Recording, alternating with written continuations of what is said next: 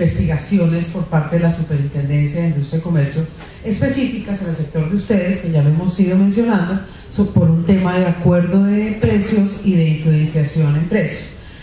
Fueron conductas que la Super consideró que había habido un acuerdo.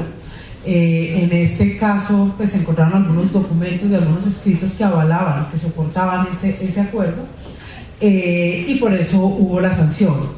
Pero vuelvo y les repito, y por favor no se les olvide esto, no es solamente sentarse a ponerse de acuerdo con el otro.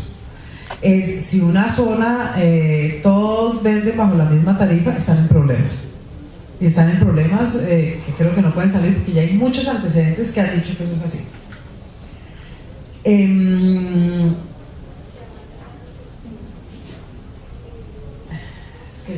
Bueno, más adelante les voy a contar 3 casos particulares que ha habido en el sector de combustibles que han sido sancionados, por los cuales yo les recomiendo tener mucho cuidado con aquellas imitaciones a la forma de actuar de un competidor. Esto lo que dice es que el mercado se da para unas reglas de libre competencia, que si hay alguna distorsión como las que acabamos de ver de una práctica restrictiva, una competencia desleal o una integración abogacía no anunciada, lo que hay simplemente es una sanción. Sanciones, ya les dije el monto de las sanciones, se me olvidó mencionarles que las sanciones no son solamente para las personas jurídicas. Si bien es cierto, puede haber una sanción hasta de 62 millones de pesos para la persona jurídica, puede haber sanciones para ustedes, para los que manejan el CDA, para los que trabajan en el CDA, sanciones que llegan hasta 1.000 millones de pesos. Y esa sanción no puede ser pagada por la empresa ni por una póliza, tiene que salir del bolsillo de la persona que es sancionada. Entonces, no solo afecta a la empresa como tal, sino a mi patrimonio. Y pues eso es importante tenerlo en cuenta. En tal virtud, pues viniendo de un régimen de tarifa, de libre tarifa, pues yo acá pues puse un dibujo que es bastante simpático, que es un mercado sin reglas, es como una selva. Todos salimos a pelear, a ver cómo logramos clientes con los precios, etc. Luego entramos a lo que se estableció, que es lo que se va a establecer, que es una tarifa regulada. ¿Por qué surge? Pues básicamente porque el mercado tuvo muchas fallas en cuanto a precios, no se pudo autorregular y pues surge una intervención del Estado. En este caso la intervención pues fue fijar un tope máximo, o será fijar un tope máximo y mínimo de las tarifas para poder regular el mercado dentro de ese gap, dentro de ese rango. ¿Qué busca esto? Pues evitar precios excesivamente bajos que afecten la competencia, es lo que llamamos precios predatorios, cuando la gente ya empezaba a bajar inclusive por debajo de sus costos para ganar el mercado. Pues eso es lo que está haciendo, es distorsionando el mercado. Eso es lo que está haciendo, sí, al consumidor puede ser bueno, oiga, pero si me están bajando, eso para mí es bueno, pues que me vendan algo a menos de lo que cuesta, sí, pero lo que pasa es que saca la competencia y a futuro el que va a salir perdiendo es el consumidor que no tiene alternatividad de ofertas. Y segundo, lo que buscaba esta reglamentación es remunerar en debida forma de acuerdo a la oferta de servicio prestado, porque ya llegaban a estándares demasiado bajos que no estaba representando lo que era el servicio. Entonces, ¿qué pasó? Pues salió una regulación que impone unos límites mínimos y máximos, pero yo aquí quiero volver y recalcar lo que les acabo de decir. A mi manera de ver, es más riesgoso un mercado con la tarifa regulada que un mercado sin la tarifa regulada. ¿Por qué? Porque hay un rango. Y entonces, ¿qué sucede? La gente se empieza a pegar a lo más alto y todos empiezan a actuar de una manera sin quererlo igual.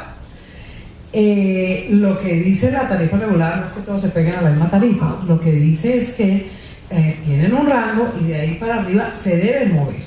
¿Según qué? Según sus gastos, la administración, pero no todos pueden cobrar lo mismo porque hay unos costos adicionales, unos costos diferentes a lo que es la tarifa propiamente, pues que hace que la oferta deba ser diferente entre las partícipes.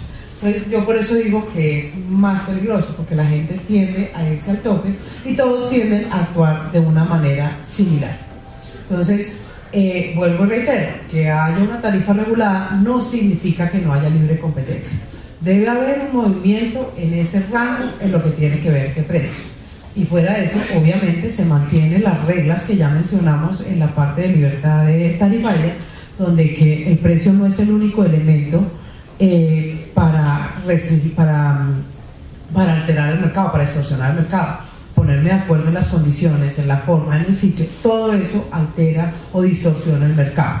Entonces, ojo, primera conclusión: un mercado regulado de tarifas no significa que no deba haber movimiento tarifario, competencia.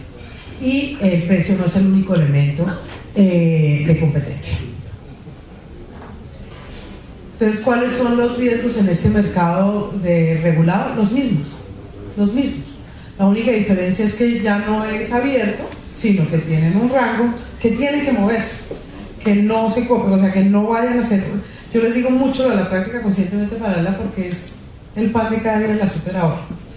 Y es muy difícil de demostrar que uno no está ahí. Pues muchas veces la gente dice, pero ¿cómo? Si yo pues tengo que ver a mis competidores, saber cómo es el mercado. Sí, pero lo que ellos hacen es evaluar una serie de circunstancias en un periodo de tiempo, y si son idénticas, pues hay una distorsión del mercado.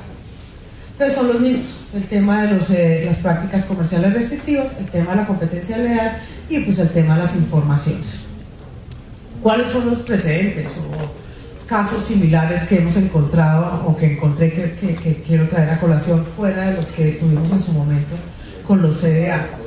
En el año 2002 hubo una investigación para varias estaciones de gasolina en varias zonas del país, que todas ponían los precios iguales, entonces en una misma zona. Pues se estableció que en un periodo de tiempo como de 60 días, todos los días, las variaciones de los precios de cada una de las estaciones era idéntico. Puede que no tuvieran exactamente el mismo precio, pero tuvieran los mismos movimientos. Eso llevó a concluir a la superintendencia que había una práctica conscientemente paralela, que a pesar de que no hubo una sentarse a hablar y a ponerme de acuerdo en un acta ni nada, sí hubo una finalidad de todos actuar de la misma manera, que restringía la libre competencia y que afectaban al consumidor. Entonces, en ese año 2002 y luego en el 2003 fue un caso similar, se le impusieron sanciones a esas estaciones de servicio, con la característica que eso ya fue al tribunal y ya fue ratificado por el tribunal. Entonces es una sanción, ya se estableció y se confirmó la sanción de esa práctica conscientemente paralela. En el año 2011 hubo una similar. ¿Cuál fue la diferencia? Que involucraron a Pendipetróleos, que involucraron exacto, ya a un gremio, ya a una asociación, y se inició como una práctica conscientemente paralela, es decir, todos se pegaban a lo mismo, sino que en la investigación se encontraron una que otra cartica y documento que soportaba el tema, pero hubo una sanción fuerte. Y el tercer caso, que no es del tema de combustibles, pero que vale la pena traerlo a colación, es una multa muy alta que se impuso claro, por el tema de portabilidad. Yo creo que ustedes lo oyeron mucho por noticias, que es un tema, se puso una sanción de 87.000 millones de pesos por un abuso de posición dominante.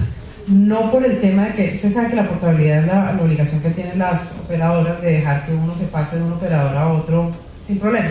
Ellos no es que no hicieran eso, sino lo que pasaba es que empezaron a alterar las cifras, empezaron a venderle al mercado y a la superintendencia que ellos tenían una portabilidad muy baja y resulta que tienen una portabilidad altísima. ¿Cómo lo hicieron? Empezando a hacer movimientos internos que afectaban las cifras, a vender, a comprar, a solicitar portaciones a Movistar y luego devolverlos para mostrar que ellos tenían un nivel de portabilidad muy bajo.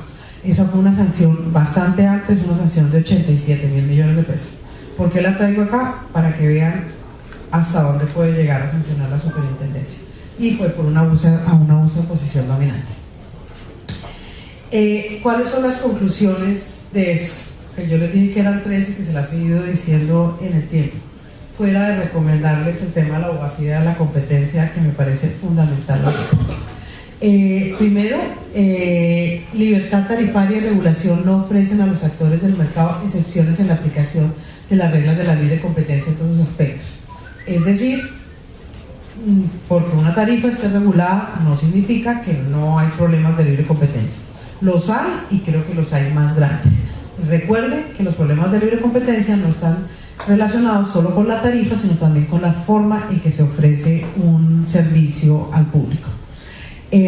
Segundo, existen precedentes, existen casos contundentes de investigaciones en la superintendencia que han sancionado por estos aspectos, porque todos se pegan al tope, porque todos se pegan al mismo rango.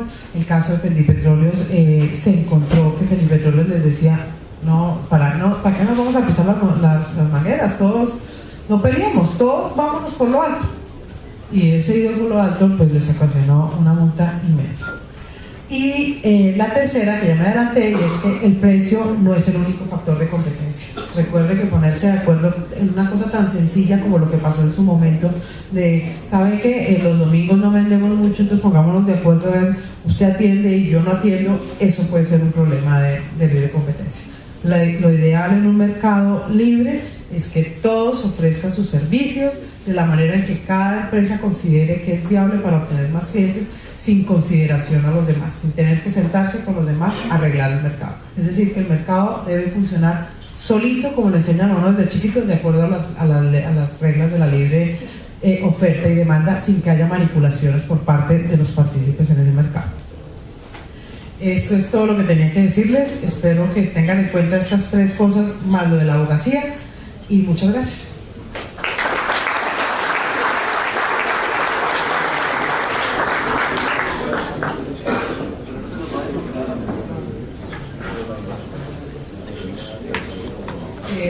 Me dicen acá que si tienen alguna pregunta, duda o inquietud, pues acá estoy. ¿No hay acuerdo por abajo, por la tarifa, por parte de abajo? Porque lo que está prohibido es el acuerdo. O sea, no importa que sea benéfico o no al consumidor, a largo plazo no lo va a hacer. Entonces, porque la tarifa debe ser libre. Usted no tiene que sentarse con su competidor a decir cuánto va a cobrar, porque yo como consumidor debo poder escoger qué es lo que quiero. Y porque si me pego por lo bajo también hay que mirar por qué me estoy pegando todos por lo bajo. Estoy perdiendo posibilidades de que me ofrezcan otras cosas mejores. Entonces, el problema no es que sea por debajo, por arriba, por el medio. El problema es que el mercado debe ser libre. Usted no tiene que sentarse con su competidor a acordar nada. Usted tiene que ofrecer el servicio como usted considere que mejor lo debe hacer, en calidad, en valores agregados, o sea, en lo que sea, pero no debe haber ningún acuerdo. Los acuerdos están prohibidos. Doctora, una pregunta para que nos ilustre. ¿Por qué el SOAT sí tiene tarifa única? Porque es que hay otras formas de intervención que les ponen una tarifa única. Pero esta no es la forma de acá, o sea, pero si eso hubieran decidido, también, otra sería mi exposición. Digo yo, también es mercado, ¿no? También ahí se da la competencia de mercado. Sí. Entonces ahí se maneja, se aplica la ley de otra manera y aquí de otra. Es como yo la interpreto, no sé. Pues, no, lo que pasa es que son diferentes formas de fijar las tarifas. O sea, sí, por eso le digo, si usted me hubiera dicho, o si aquí me hubieran dicho que lo que están proyectando es que hay una tarifa única, pues el tema del precio no sería mi conferencia hoy. Pero acá hay una forma de intervención que les está dando un rango grande. Y ese rango no es para que todos se peguen al mismo, porque si hubieran querido eso, pues hubiera prohibido la tarifa única. Entonces, no es formas de aplicación de la ley o no, sino es formas de regular la tarifa, que eso sí, pues, digamos que podría preguntar sobre la conferencia siguiente. Entonces entiendo, sí se puede regular como tarifa única, lo que sucede es que no se está hablando ese lenguaje. Claro, hay tres formas de intervención: una tarifa única, o un rango, o una información de precios. Entonces, digamos que la parte que yo le digo es la consecuencia de lo que ya está creado. El por qué se reguló así, no lo conozco, pero digamos que ahorita hay una conferencia que les puede ayudar en ese tema. Muchas gracias. Perdón, yo tengo una inquietud. ¿Qué diferencia hay cuando usted dice un mercado que se autorregule, pero que cuando no necesariamente, una cosa es los que se autorregulen bien, otra cosa es los que sin necesidad de reunirse pueden caer en esa práctica, ¿cierto? ¿Qué ejemplos hay de mercados que se autorregulen sin necesidad de que la ley les ponga una tarifa? ¿Cuál? O sea, todos los mercados que tienen intervención de tarifa. Entonces, lo que yo dije es que un mercado que no se pudo autorregularse, tiene problemas, que pone los precios muy por debajo, entonces entra el ministerio, con todos ustedes, no se acuerdan de establecer que hay que poner una tarifa. Pero esa es la excepción, la mayoría de los mercados no están intervenidos. Entonces, el resto, ustedes no venían intervenidos hasta que salga esta restricción, no sé cuándo será. Entonces, todos los mercados tienen libertad de tarifas.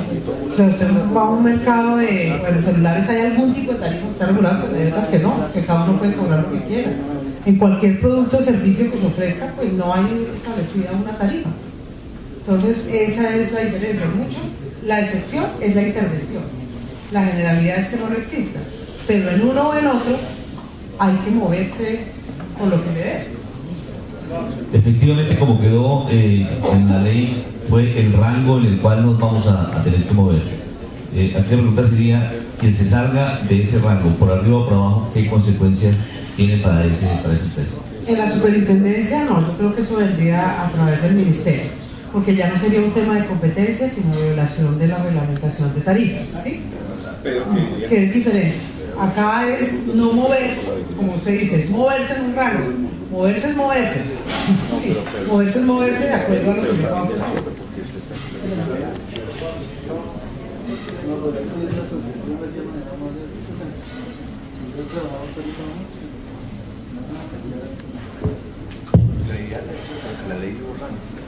Perdón, si uno está en un sector de 4 competidores y alguien pone una tarifa antes que los demás y los demás se arriman a ella, entonces el primero tiene que ir de ahí para que no van a decir que se pusieron de acuerdo. Es bien complejo, o sea, yo eso, ha habido siempre una discusión de cuál es el límite de yo estudiar el mercado a evitar. Depende, si es aislado y sucede una vez, no hay problema, pero si se convierte en una práctica reiterada, donde el mercado se mueve es así, yo creo que sí hay problema. ¿Sí? Entonces, la super, cuando es una práctica conscientemente paralela, lo que hace es evaluar, por eso les dice un periodo de tiempo largo dependiendo del servicio. Por ejemplo, la gasolina era el día a día porque todos los días cambiaba, en otros serán 6 meses, ¿no? Entonces, evalúa ese comportamiento durante un periodo suficientemente largo para establecer si existe una conducta reiterada, digamos, imitativa del uno con el otro que lleve a que se restrinja la libre competencia. Entonces, si es un caso aislado, 2 casos no, si es un periodo largo, reiterado, yo pienso que sí podrían tener problemas. Señor.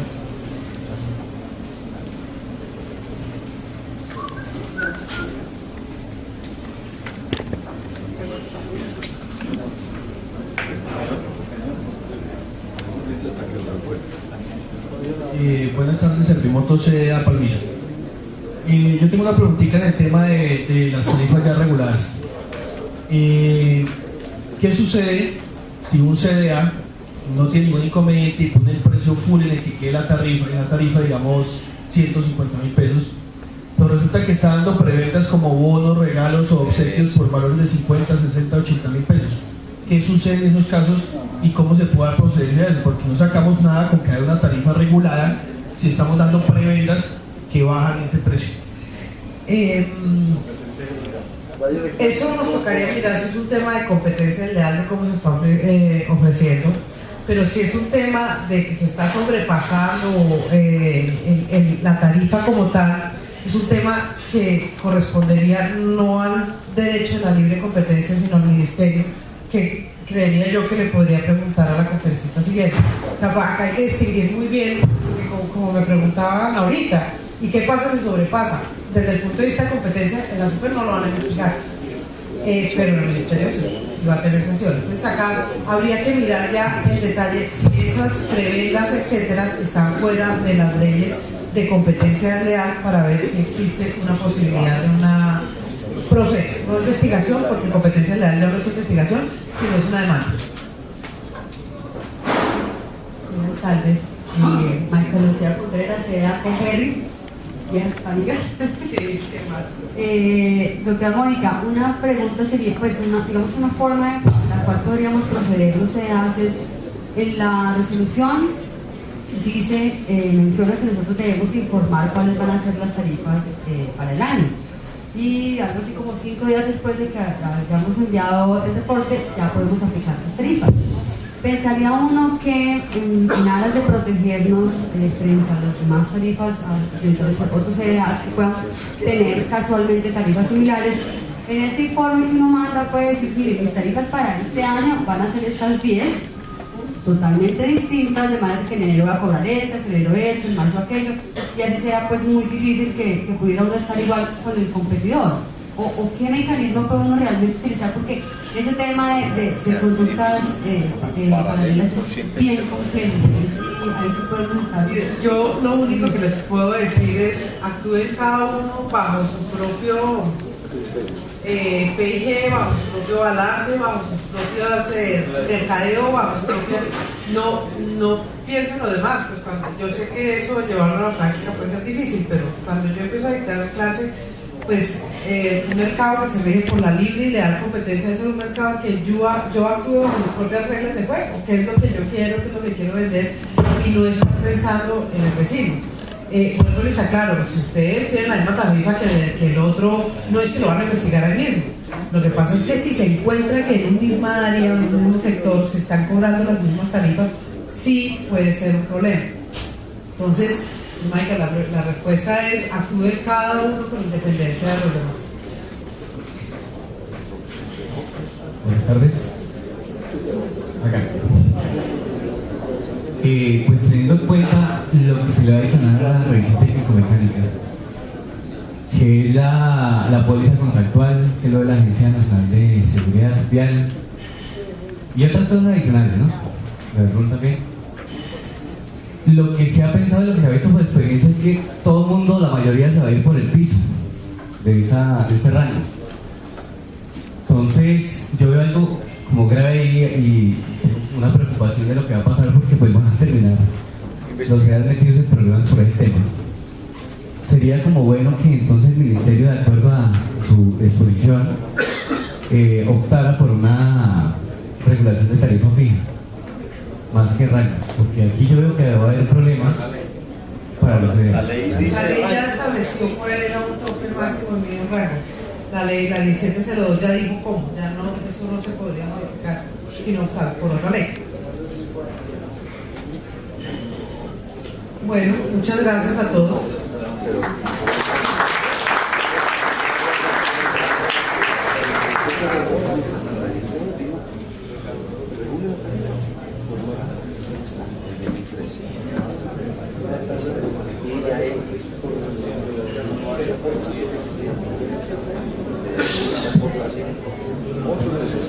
Bueno, ya que la doctora Mónica está acá, pues le han dado la siguiente instrucción. Hemos acordado entonces dar continuidad al tema de tarifas, no cortarlo. Vamos entonces a escuchar la intervención de la doctora Ida Lucy. Ya el doctor Francisco Piedrahita estuvo convino que tenemos un tema de acreditación posterior al tema de tarifas, y vamos entonces a escuchar la intervención de la doctora Ida Lucy Espino.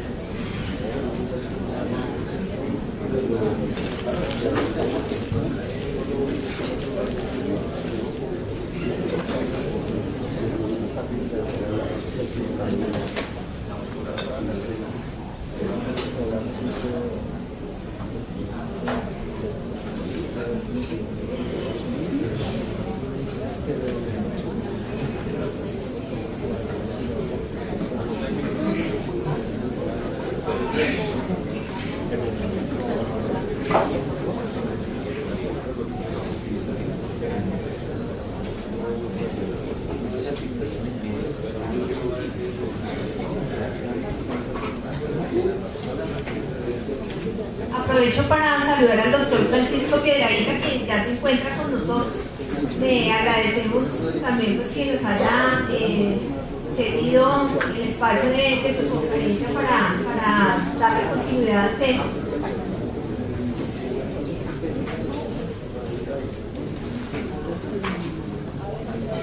Y como nos anunciaron sobre las 10:30, 4 de la tarde estará acá llegando generalmente.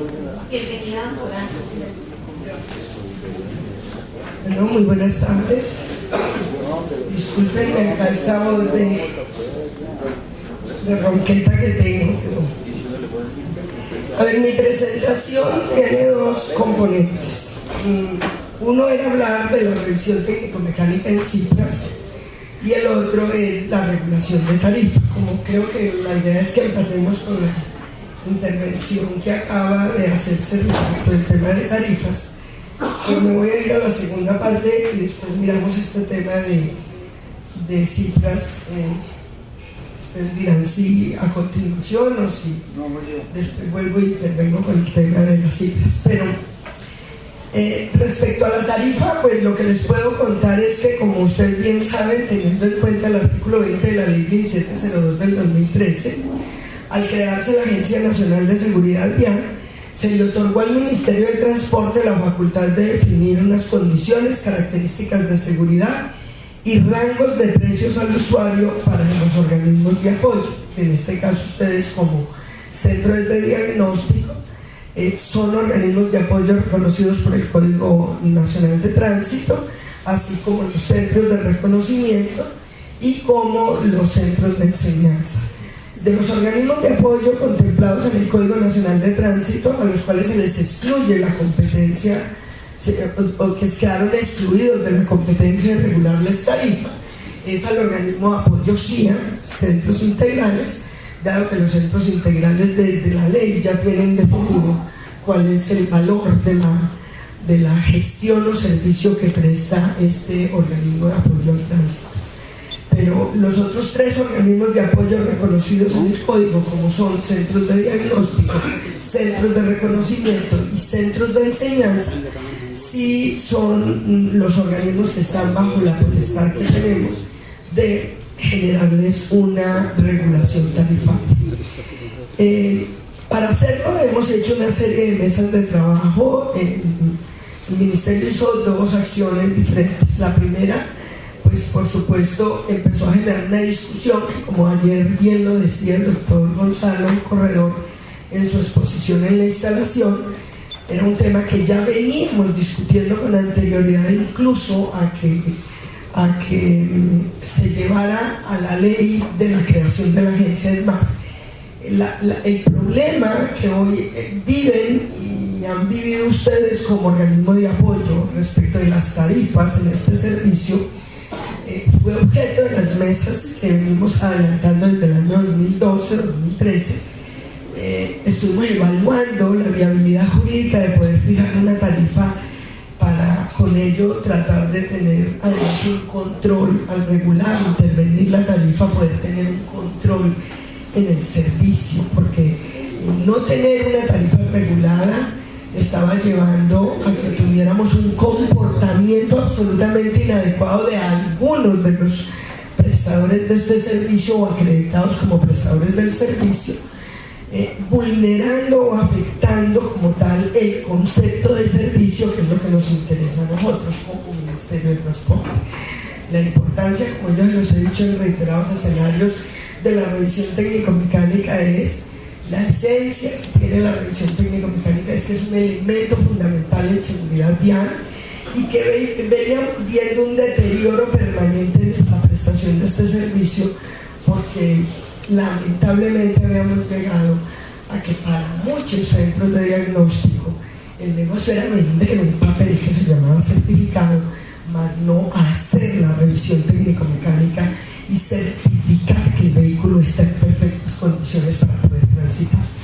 Entonces, como empezamos a detectar este problema y esta situación y este deterioro en el servicio, sobre el cual no me voy a detener más, pues por supuesto vimos que la opción de intervenir la tarifa o regularla podría ser una herramienta que nos ayudara con otra sumatoria de otras acciones para generar control y poder garantizar un verdadero servicio.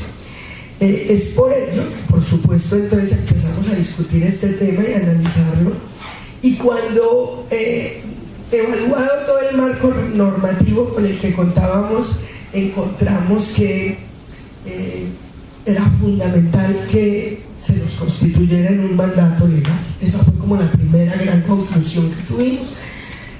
Por esa conclusión aprovechamos la discusión que estábamos dando en el Congreso de la República sobre la ley de la Agencia Nacional, de la creación de la Agencia Nacional de Seguridad Vial, para incluir el artículo donde por mandato legal se nos volvía la necesidad de fijar una tarifa. La base, pues, por supuesto, ya para entrar a fijar la tarifa es un estudio, análisis tarifario de los centros de diagnóstico automotor que había hecho el Ministerio de Transporte en el año 2011. Ese documento, sumado a otra serie de información y documentos, fueron herramientas utilizadas por un consultor nuestro que es el doctor Carlos Betancourt. Carlos está aquí.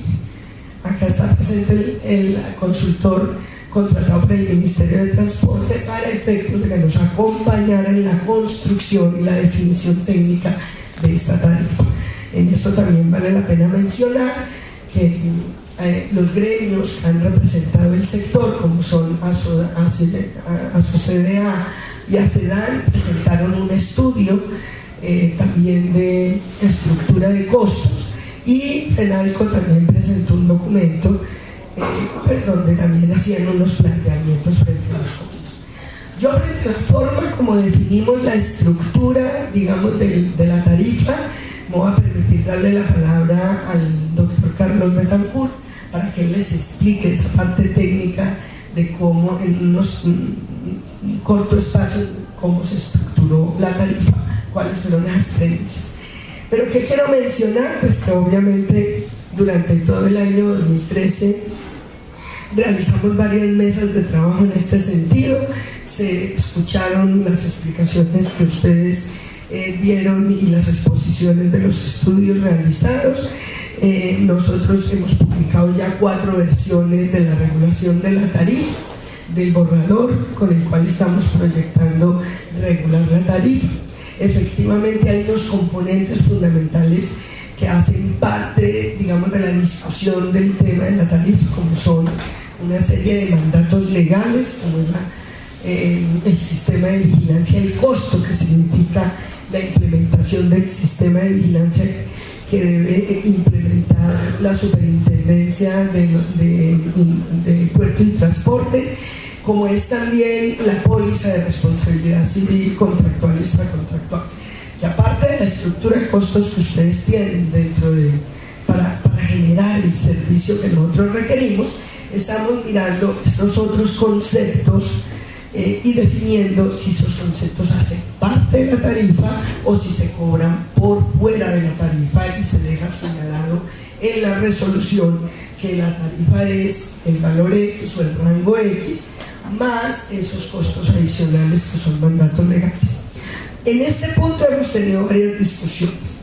Digamos que en parte de los gremios, en forma muy unificada, han coincidido en que no es conveniente hacia el ciudadano una tarifa expresada en esos términos, porque sin lugar a dudas significa que el ciudadano, cuando lea que la tarifa son, por decir cualquier cifra de manera de ejemplo, 100.000 pesos, más seguro, más el valor del sistema de seguridad de la super, más el concepto del RUN, más cualquier otro concepto que por mandato de la ley se tenga que pagar, el argumento que siempre se ha dado por parte de ustedes es que para el ciudadano va a ser confuso entender esa tarifa de esa manera, y siempre la va a tomar contra el centro de diagnóstico, que va a creer que le está cobrando más del valor de la tarifa cuando le genere esos costos adicionales. Ese ha sido uno de los puntos, digamos, que hoy todavía tenemos en discusión por mirar cómo sería la metodología para poder generar esos pagos. Es decir, sin duda tenemos que calcularlos. Si hacen parte de toda la estructura de costos que tenemos que contemplar, para que solo salga una tarifa plana donde digamos al ciudadano, usted va a pagar X valor o en este rango entre este y punto. La discusión es cómo garantizamos como Estado que cada uno de esos conceptos se vayan para donde se tienen que ir, es decir, lo que corresponda a la Agencia Nacional de Seguridad Vial, lo que corresponda a ese sistema de seguridad, lo que corresponda al RUN, lo que corresponda lo de la póliza, creo que es lo menos complejo porque es responsabilidad del centro de diagnóstico, y creo que la discusión quedó saldada con el decreto expedido por el Ministerio de Industria y Comercio en agosto, no recuerdo el número, que la 1749 del 5 de agosto, donde claramente dice que la póliza de responsabilidad civil contractual y extracontractual es una responsabilidad del centro de diagnóstico como ente certificado. Entonces allí pues sí, ya tenemos claro que tiene que ser parte de la estructura de costos y que allí no vamos a generar otra discusión oficial. Pero con los otros conceptos sí, y allí es donde hablamos de la bancarización y de la necesidad fundamentalmente de que cualquier concepto que se pague por cualquier valor que se va a pagar por concepto de la revisión técnico-mecánica tiene que ser bancarizado. Y tiene que ser bancarizado porque para nosotros como ministerio sí es fundamental entender o garantizar la dispersión de los recursos en forma automática. Es decir, que cuando el ciudadano esté consignando el valor, donde lo esté consignando, de una vez estén haciendo las dispersiones. Esto va unido a varias cosas. Para ustedes puede ser interesante la medida por el hecho de que no entran ustedes a administrar recursos que no les corresponden, como por ejemplo el porcentaje que debe aportársele a la Agencia Nacional de Seguridad Vial, por ejemplo. Pero para nosotros es para garantizar transparencia en el proceso y que el día de mañana no estemos detrás como chepitos a través de la agencia tratando de recuperar los recursos que le corresponden a la agencia. Digamos que tiene esas dos miradas. Vamos al cuarto proyecto de resolución. Realmente hemos tenido en la última versión del proyecto de resolución hemos tenido una discusión fundamentalmente respecto del alcance o de la forma como debemos redactar los amparos que debe contener la póliza de responsabilidad civil contractual y extracontractual, porque si bien nosotros veníamos manejando una póliza de responsabilidad civil extracontractual según la resolución y el decreto anterior, en la práctica, y más simpático de esta experiencia es que en la práctica ustedes ninguno estaba constituyendo una póliza de responsabilidad civil extracontractual, estaban constituyendo era una póliza de responsabilidad civil contractual. Pero lo curioso es que todos estábamos trabajando con una póliza de responsabilidad civil contractual, es decir, el ONAC aprobaba y certificaba verificando que existía la póliza de responsabilidad civil contractual, el Ministerio de Transporte aprobaba y habilitaba el centro de diagnóstico con una póliza de responsabilidad civil contractual, no obstante que las normas hablaban de extracontractual. Creo que fue un error la palabra extracontractual en ese momento. La pretensión de la póliza en ese momento anterior era amparar que a quien entrara a un centro de diagnóstico y sufriera algún daño por la actividad que hacía el centro de diagnóstico estuviera amparado con esa póliza de responsabilidad civil contractual, porque hay un contrato entre ese ciudadano que llega al centro de diagnóstico a solicitar ese servicio. Entonces allí era una póliza contractual por ese servicio que se estaba prestando.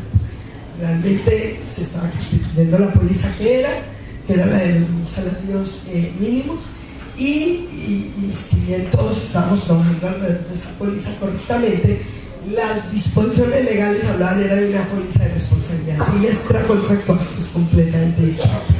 Creo que con este decreto que se expidió en agosto quedó subsanado ese problema. Nosotros como ministerio en esta resolución entramos entonces también a corregir el error que teníamos repetido en las resoluciones anteriores de habilitación de los centros de diagnóstico, y queda aclarado que hoy los centros de diagnóstico tienen que constituir dos amparos: la póliza de responsabilidad civil contractual, que es en favor de quien entra a su centro de diagnóstico para ampararlos si a su vehículo le causan algún daño en el momento en que le están prestando el servicio de revisión.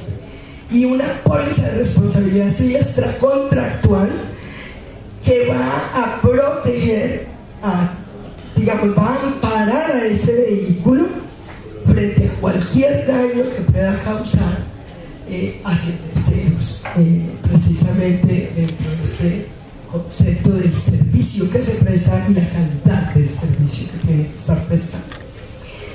Ese ha sido uno de los puntos, digamos, más críticos y que de pronto nos han generado una mayor demora en la definición de la tarifa. Soy consciente que el Ministerio de Transporte está vencido en los términos, se nos fijaron unos términos claros en la ley que se vencieron en junio, finales de mayo, principios de junio de este año. Aspiramos a estar despidiendo la resolución en los próximos días. Esta resolución fue sometida a consideración, o este trabajo técnico que se hizo para definir la tarifa fue sometido o puesto en consideración de la Superintendencia de Industria y Comercio, quien nos acompañó, digamos, en la revisión de la estructura del documento técnico que soporta los rangos que nos estamos hablando y la estructura de costos tenida en cuenta en la tarifa. Yo, no obstante, quisiera que Carlos me acompañe aquí para que de pronto él les complemente, ya profundizando en cómo fue que se definió esta tarifa. Sin lugar a dudas, la invitación que yo quiero hacer desde este escenario es a que tenemos que ver la fijación de la tarifa como algo positivo, como algo necesario y positivo para ir mejorando aún más en lo que es esta actividad y este servicio que ustedes prestan a través de los centros de diagnósticos. Carlos.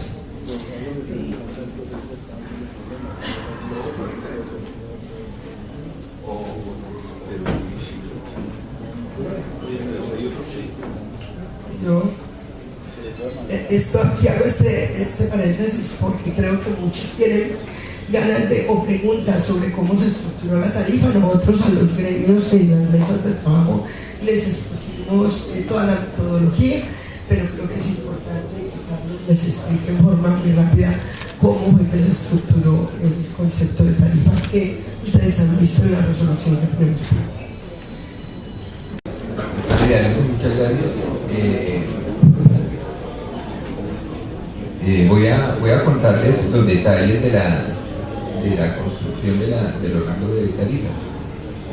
No voy a detenerme en las justificaciones legales que la doctora Idalisa las hizo claramente, y además de eso se habló hace un rato y cómo de alguna manera ya fue determinado en la ley que tiene que ser rango sino una tarifa fija. Entonces no voy a detenerme en la explicación. No obstante, desde un punto de vista no legal, sino desde un punto de vista económico, pienso que la mejor regulación en este caso es un rango, porque viene de un sistema de libertad de tarifas, y una sola tarifa en un solo momento, en un escenario donde hay sobreoferta, puede generar una situación, digamos, de desbandada o de quiebra de muchas empresas, lo cual tampoco es lo que se busca de ninguna manera. La Superintendencia de Industria y Comercio, los economistas y abogados de la parte de abogacía de la competencia fueron además muy explícitos precisamente en la conveniencia de un rango y un rango verdadero, es decir, no un rango tan estrecho que sea solamente un rango formal, sino que en efecto ofrezca la posibilidad de que quepan varias posibilidades dados los costos de diferentes actores que están en este mercado que apenas empezaría a ser regulado. Bueno, tengo un comentario. Me ha pedido Marcela,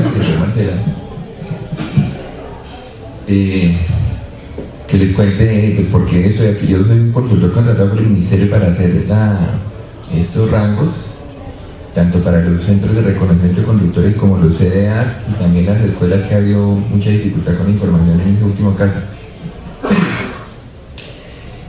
Yo soy economista y he trabajado en muchas cosas asociadas con el sector público en materia de estudios económicos de este tipo y financieros.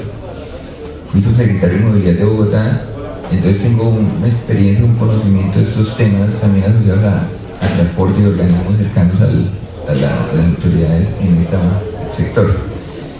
Bueno, entonces, lo primero voy a contarles cuáles son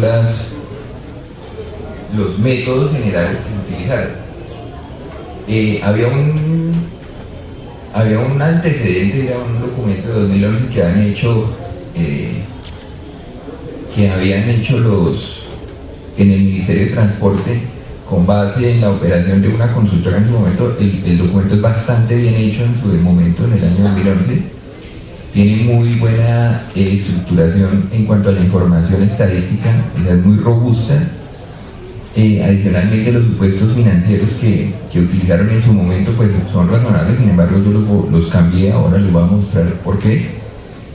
Y tenía en general como un reporte, una investigación sobre los costos que es bastante razonable, de manera que en lo fundamental la estructura de costos, que además responde a la encuesta que ustedes hicieron en su momento, pues no se transformó, digamos, radicalmente, sino en algunos ajustes que eran absolutamente necesarios.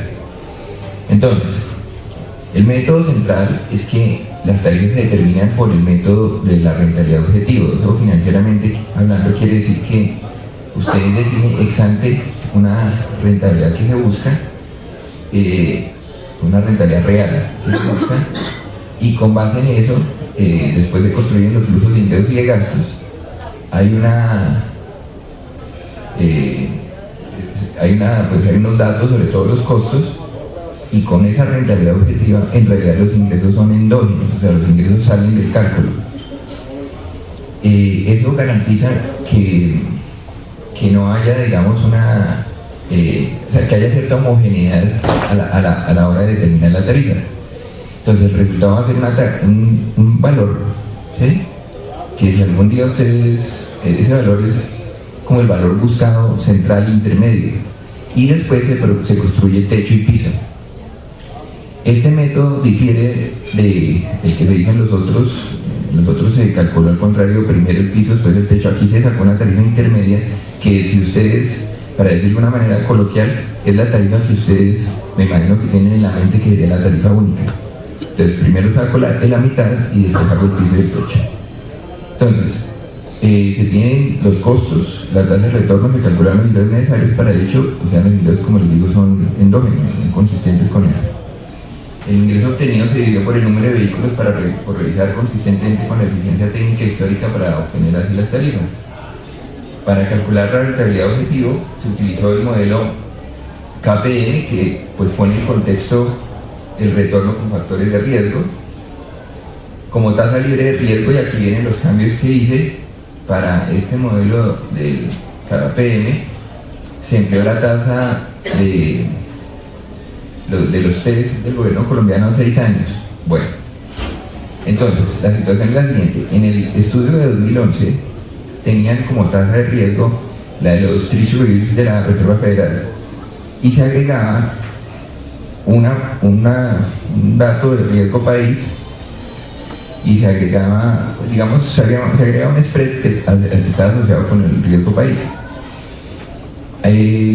Yo creo que eso no es necesario hacerlo ya hoy en día. O sea, Colombia tiene una inflación bajísima, comparable a la de los países desarrollados, muy baja en realidad. Para mi gusto es 3%, y este año la inflación va a ser un poquito más alta porque la economía va a crecer más o menos 5%. Sin embargo, una inflación de largo plazo baja, una inflación también con tendencia a la baja, ¿sí? Y la diferencia, dadas las condiciones de los últimos años, de dólar barato, etcétera, etcétera, las diferencias, los spreads son muy bajos. Entonces vale la pena tomar en cuenta el riesgo colombiano, en lugar de ponerse a hacer el gringo y a sumarle al gringo el colombiano y toda esa vuelta. En lugar de hacer eso, se toma entonces el riesgo colombiano, y eso se hace tomando sencillamente la tasa de los títulos de tesorería a 6 años. El beta, que es el tema del riesgo, se utilizó de las empresas de servicios, que es .96. En otros casos, esto quiero decirles, el que estaba implicado en el anterior estudio era .94, que era muy cercano al de las empresas de salud y otras cosas. Ahora es .96. Esas 2 centésimas de porcentuales son claves porque de hecho mejora la tarifa para ustedes, porque es un riesgo mayor. Entre más alto el beta, se supone que el riesgo es más alto y hay que reconocerles aún mayor. Obviamente es más riesgoso que uno dañe un carro en una revisión de esas que lo que puede pasar en un centro de reconocimiento de conductores. Bueno, como tasa de mercado para el KPM, pues que no es otra cosa que la tasa de oportunidad, se empleó el rendimiento promedio anual del índice de la Bolsa de Bogotá. Tampoco es necesario acudir a otras cosas y después trasladarlas al contexto colombiano, porque el contexto colombiano más o menos estable en los últimos años, entonces se tomó esa como tasa de oportunidad. La fórmula del KPM involucra generalmente la tasa de riesgo país, como les dije, ya eso no se utilizó sino la de los test. Las depreciaciones para los edificios son 20 años, para la maquinaria 10 años, para los equipos de cómputo 5 años. Se aplica una tarifa de ICA de 9.66 por mil a los ingresos brutos y una tarifa de impuesto de renta del 33% a los ingresos netos que da. Pues es la tasa nominal, ¿no? Bueno, la inversión inicial y los costos utilizados para el ejercicio se tomaron inicialmente del estudio que les conté. Se revisaron y actualizaron los precios de 2014 con la inflación esperada por el banco para 2014, que es del 3%, y se corrigieron. Bueno, quiero decirles que este primer ejercicio se hizo con base en la actualización del estudio que les estoy contando, cambiando las cosas financieras y modificando algunos huecos que había en los costos. Sin embargo, en la interacción que hubo con varios de ustedes en el ministerio, se insistió mucho en algún tema de costo, entonces se hizo una encuesta. La Oficina de Regulación Económica en el ministerio hizo una encuesta reciente, se mandaron las encuestas a varios de ustedes. Fue pues muy complicado conseguir la información. Sin embargo, pues me tocó hacer un trabajo, pues una minería ahí para poder homogeneizar eso y consolidarlo.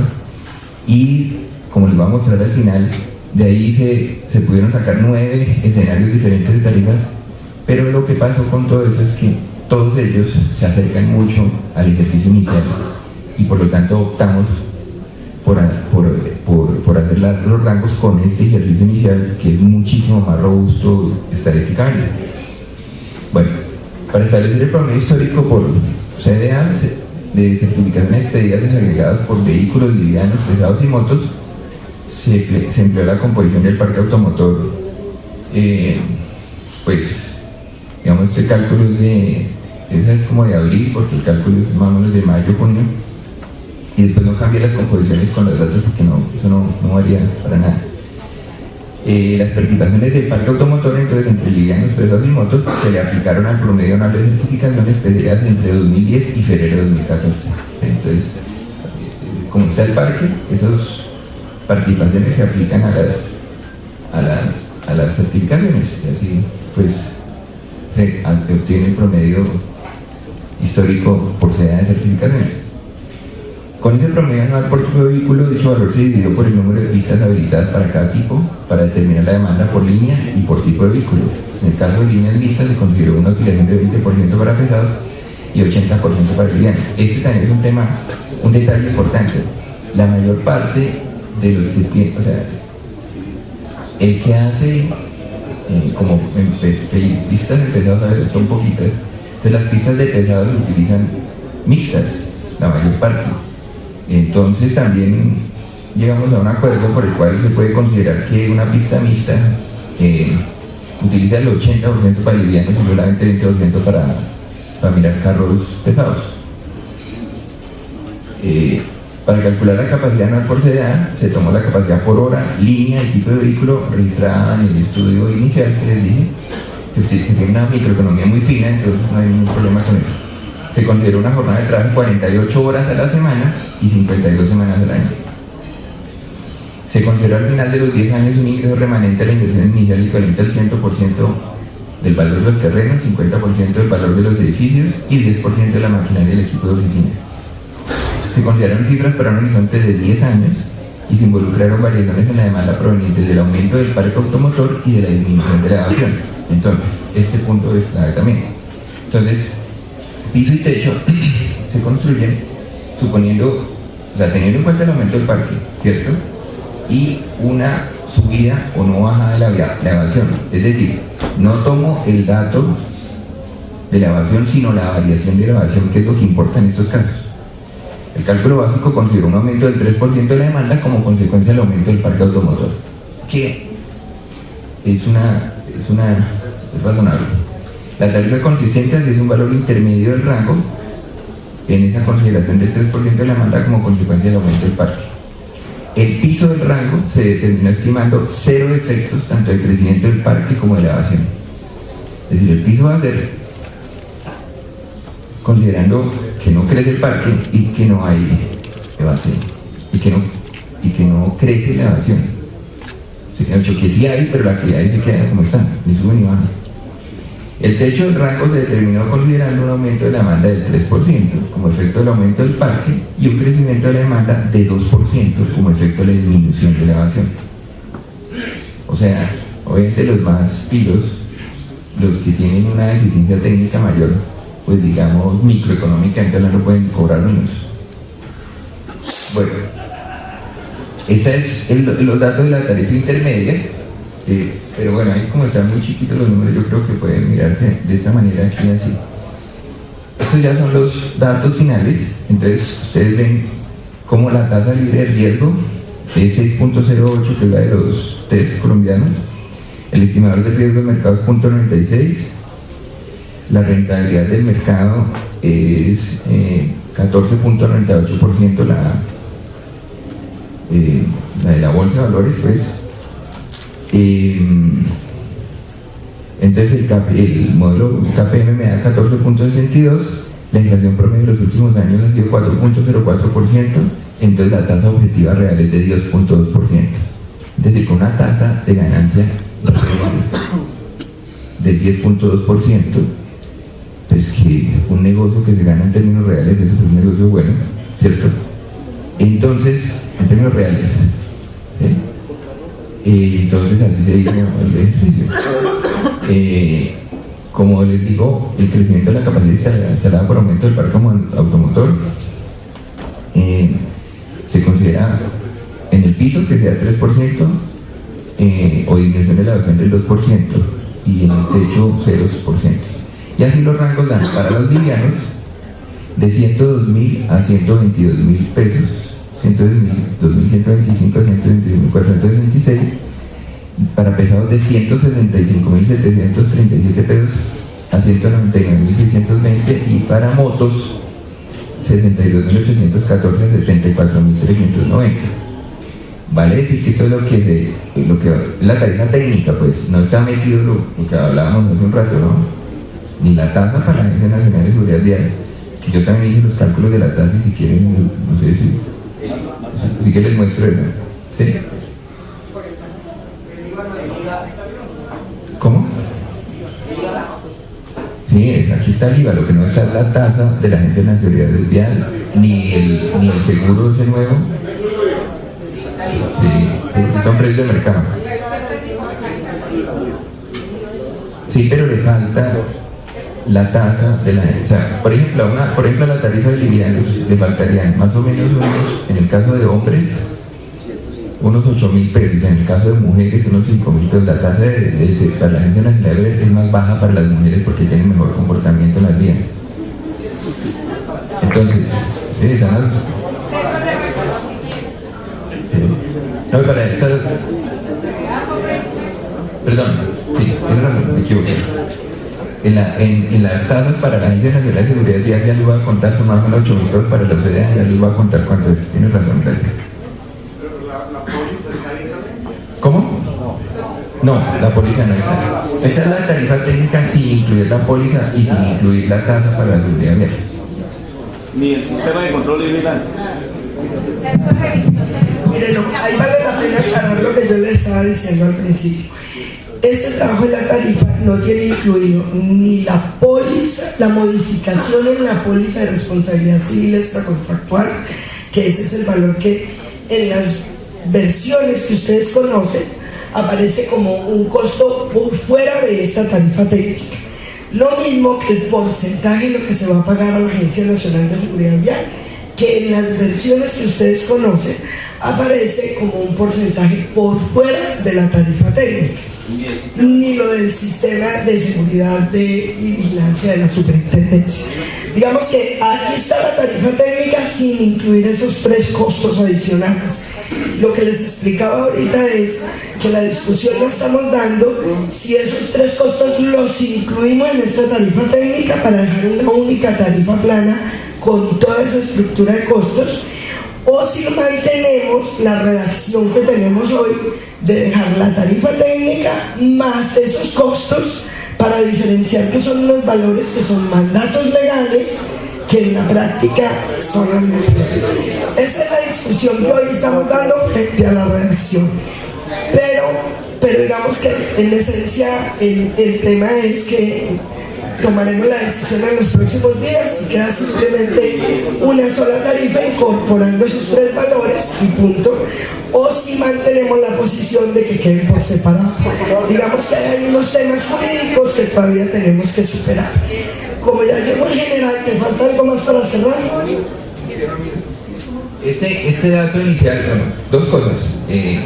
O sea, le faltan entonces a esta tarifa técnica las 3 cosas: tasa, lo de la vigilancia y lo de la póliza. No, RUN sí está ahí. Lo que está son las 3 cosas en esta tasa. Segundo, lo que pasa es que eso está separado en la resolución de tarifa, está claro. La idea es si lo metemos en los costos, pues no hay ningún problema, con el objetivo efectivamente de que el cliente pues pueda ver claramente cuál es el valor que pague, no sé, y no haya dificultades con ustedes en sus negocios. Simplemente eso. Es un tema formal. Por último, quiero que muestre en este cuadro, ustedes ven, hay 9 escenarios que yo hice después del primer ejercicio inicial, con esas encuestas de junio de 2014, encuestas que tenían muchísimos problemas. Sin embargo, si ustedes se ponen a observar, las diferencias son realmente insustanciales, y por eso da una eficiencia técnica del 32% en livianos, del 44% en pesados, del 31% en motos, y esos valores que difieren no sustancialmente en los otros ejercicios. Por eso se opta por el primer escenario, que fue el que les estuve contando. Esa es pues la gran conclusión. Ahora continuamos y le hablo de la tasa, si quieren, cuánto es la tasa para esto.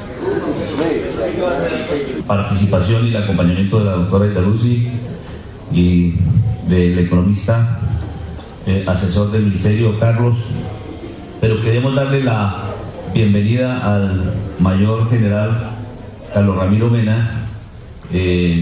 Nos ha solicitado hacer la intervención de inmediato porque hay muy mal tiempo en Bogotá. Se le dificultó un poco el viaje en el helicóptero y no quiere tener inconvenientes para el regreso porque tiene algunos compromisos. Entonces vamos ahorita a pasar a la exposición que él nos tiene. Marcela, lo hacemos seguir, por favor. Creo que tanto el aspecto de la regulación de la tarifa, el control por parte de la Dirección de Tránsito y Transporte de la Policía Nacional nos ayudará indiscutiblemente, y el sistema de control y vigilancia, a bajar la evasión tan alta que tenemos en la revisión técnico-mecánica y de emisiones contaminantes. Tenemos siempre una discusión amable con la doctora Italuzzi por unos 2-3 puntos porcentuales, porque nuestros cálculos a nosotros nos está dando por encima del 56% de evasión, y para ella está hablando de un 52-53%. Entonces, es una situación preocupante, independiente de que fuera solamente el 50% de evasión, pues ya es la mitad del parque automotor. Bienvenido, general, gracias que nos esté acompañando. Les estaba haciendo aquí una antesala, sabemos de su necesidad de regresar rápidamente, pero le queremos comentar generar algunas cifras como para que seguramente usted se va a referir. Primero, darle la bienvenida. Estamos en el 8º Congreso Nacional de Centros de Diagnóstico Automotor. Agradecerle su participación.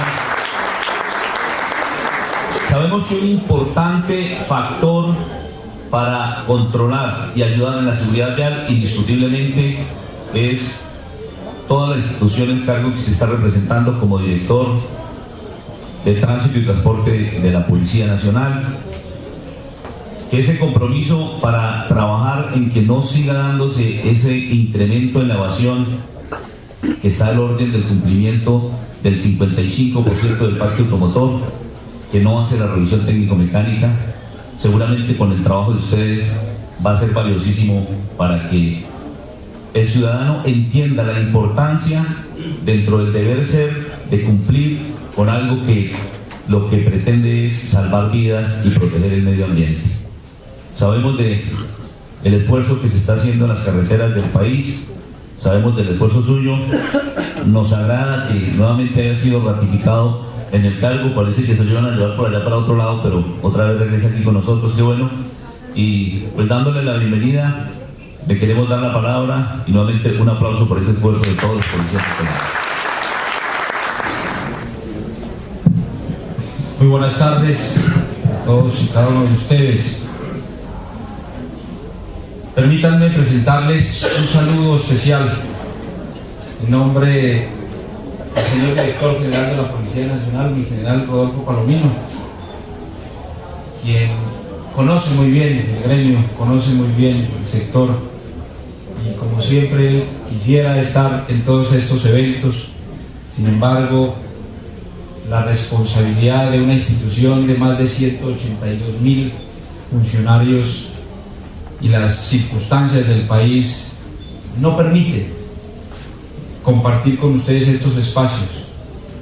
Sin embargo, estamos aquí en su representación y permítanme también presentarles un saludo especial en nombre de las mujeres y hombres policías que hacen parte, conforman esta especialidad institucional, la Dirección de Tránsito y Transporte. Les comentaba aquí al doctor Gonzalo Corredor y a los organizadores que me recibieron que casi que no puedo llegar otra vez por cuestiones de mal tiempo, porque realmente cayó un aguacero a eso de las 2 de la tarde en Bogotá con granizo y casi no podemos salir en el helicóptero. Le decía yo a los pilotos, no me van a creer allá los amigos del Congreso de la Asociación de Centro de Diagnóstico Automotor, que otra vez por cuestiones de mal tiempo no voy a poder llegar. Hagamos lo que sea necesario.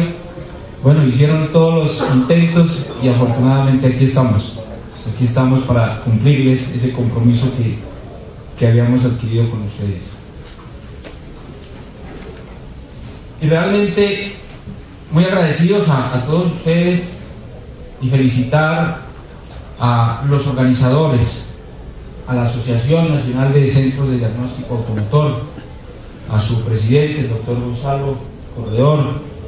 Felicitaciones porque realmente estos escenarios, estos espacios de tiempo son los que nos permiten compartir información que se tienen desde diferente ángulo, desde diferente óptica,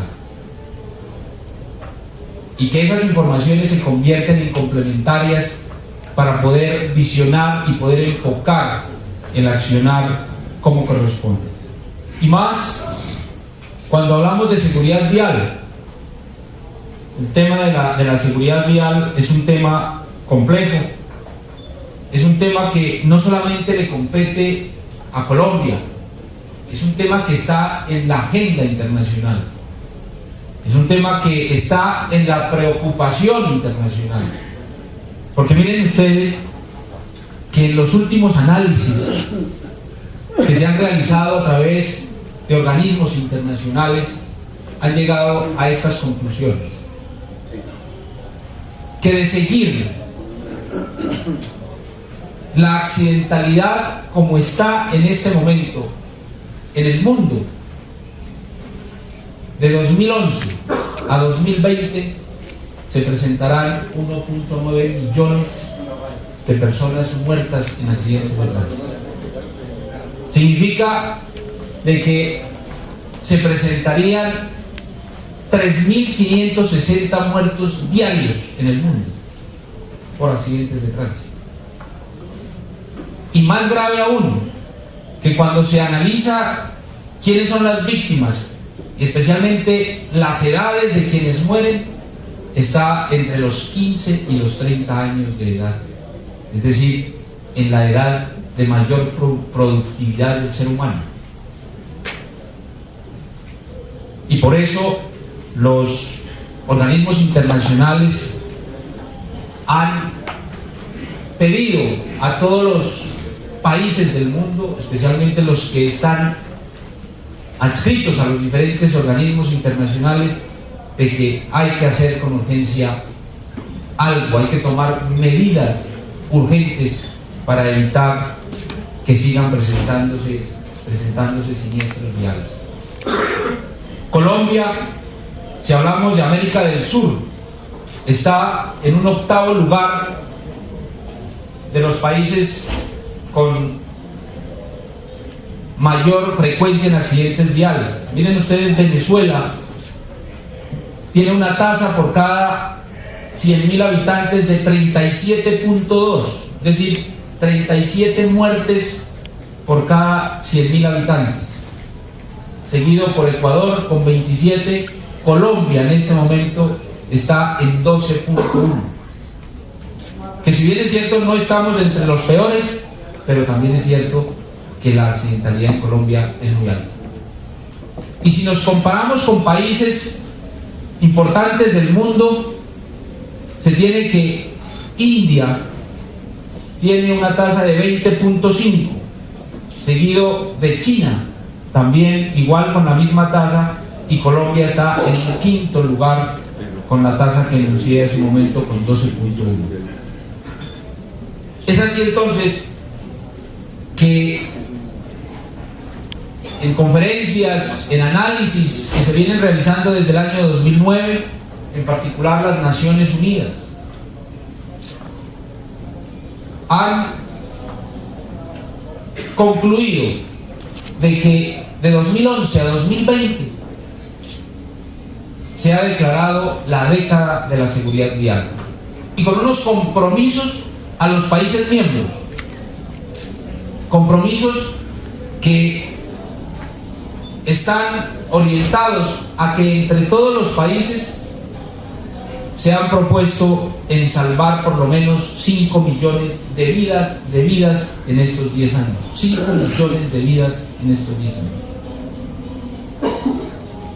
Es así que Colombia, entonces, siguiendo ese mandato de Naciones Unidas y siendo Colombia un país miembro de Naciones Unidas, a partir del año 2010 diseña el Plan Nacional de Seguridad Vial y lo convierte en una política pública, integrándolo en el Plan Nacional de Desarrollo, inicialmente 2010-2014 y obviamente ahora hasta el 2018.